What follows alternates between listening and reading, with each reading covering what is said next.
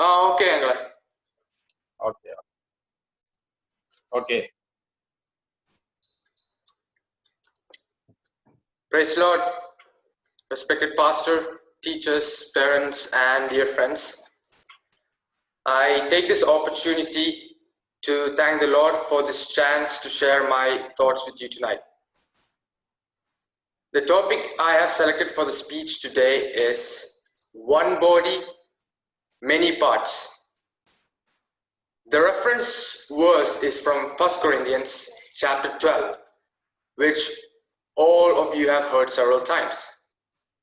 Here, Paul demonstrated a fascinating sense of humor, even though he was referring to spiritual gifts and talents. And he wrote, "If the foot would say, 'Because I am not a hand, I do not belong to the body,' that would not make it any less a part of the body. And if the ear would say, 'Because I am not an eye, I do not belong to the part of the body,' that would not make it any less a part of the body.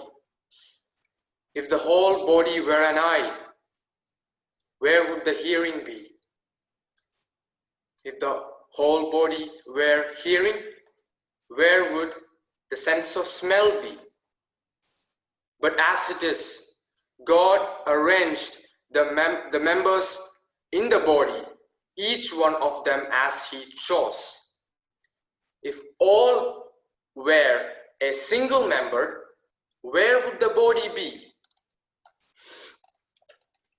As I am talking to Sunday school students, I would like to explain this in a funny way.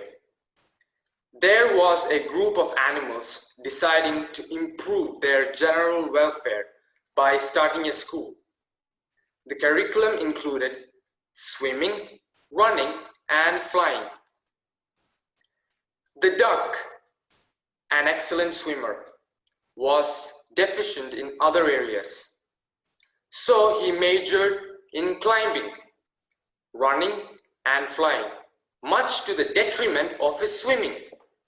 The rabbit, the superior runner, was forced to spend so much of his time in other classrooms that he soon lost much of his famed speed. The squirrel, who had been rated A+ as a climber, dropped to a C because his instructor spent hours trying to teach him to fly and swim.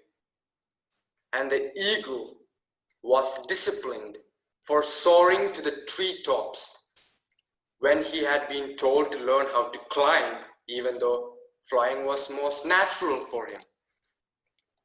For example, if I am a duck for whom swimming comes naturally, although I may want to learn to climb, run, and fly, it would be foolish if I neglect swimming. That's my area of giftedness. If I am a rabbit who comes by running naturally, I may take climbing, flying, and swimming lessons, but I dare not to do such a neglect of running. As a squirrel who knows how to climb, then swimming, flying, and running are not areas of my primary expertise. I am not gifted in them. For example, if I am an eagle, how pathetic would it be to have my wings clipped by my desire to climb, run, or swim when I am able to soar high into the sky? This is just a funny illustration from the animal kingdom that demonstrates the unique giftedness of God to each of the animals. Today's picture is that of the body. The Church of Jesus Christ is like a physical body made up of individual parts, each of which has a function in ministering to the help of the entire body. In chapter 12, Paul's topic is that of spiritual gifts. he observes certain members of the church who had elevated their particular gift in a way that undermined the importance of the gifts held by others. They viewed themselves as more important. Let's look at a very important principle that emerged from Paul's metaphor of the body. The principle is diversity and unity function together. Another way of saying this is that while we are not the same, each of us is important to the health of the whole.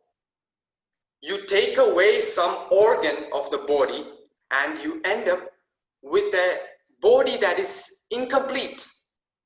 You are crucial to the body of Jesus Christ. We all are crucial to the body of Jesus Christ.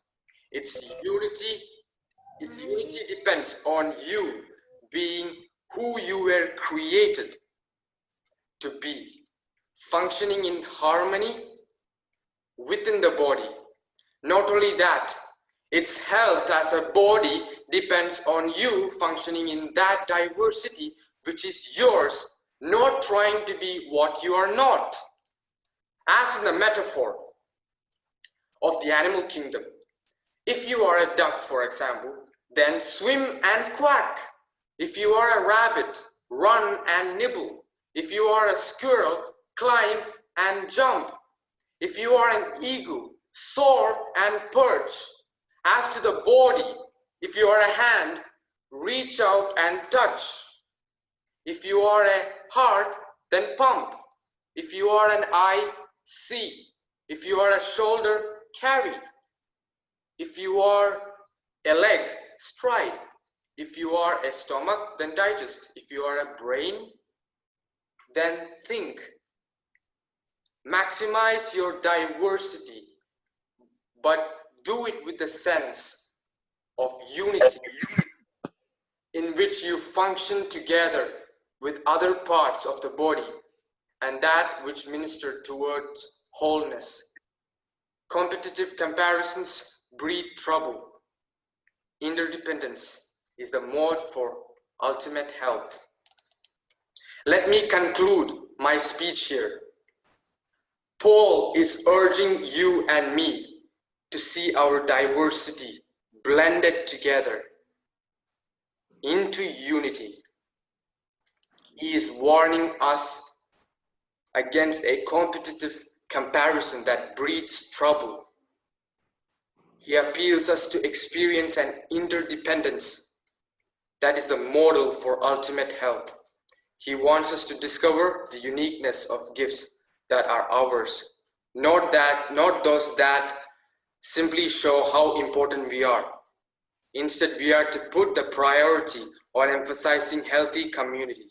Thank you. God bless you. Thank you, Jeffin, for your wonderful message. And I am very happy to tell you that many pastors have raised up from my class, the future pastors, wonderful sermons.